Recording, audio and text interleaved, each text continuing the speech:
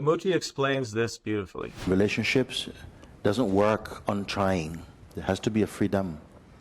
There has to be an inner strength, a clarity. So how do you help your relationship get the space and the freedom that allows love to actually breathe and grow? I've got 5 things for you, and the first 4 won't work unless you understand the 5th. So first, understand that love, look, it just can't be forced. It's not a transactional thing where you just give as much as possible to get something in return. Second, grow your inner strength by actually giving time to your own well-being and spiritual growth. Now, I know the last thing you want to hear is to spend less time with the one you love, but the relationship can really change when it becomes about sharing your joy with your partner instead of trying to extract joy from them. And third, find clarity in communication. Listen with openness. See things from their perspective and try to express your feelings without pointing fingers, as hard as that can be sometimes. Fourth, practice acceptance. Accept your partner and your relationship without trying to change them into what you think ideal is. Every relationship actually has a uniquely beautiful dance, and accepting that, it really grows your love. And fifth, most importantly, freedom in a relationship doesn't mean being detached and not caring about what happens. It's about being deeply connected, but then still allowing the openness to continually discover each other. And it's about knowing when to hold on and when to give space.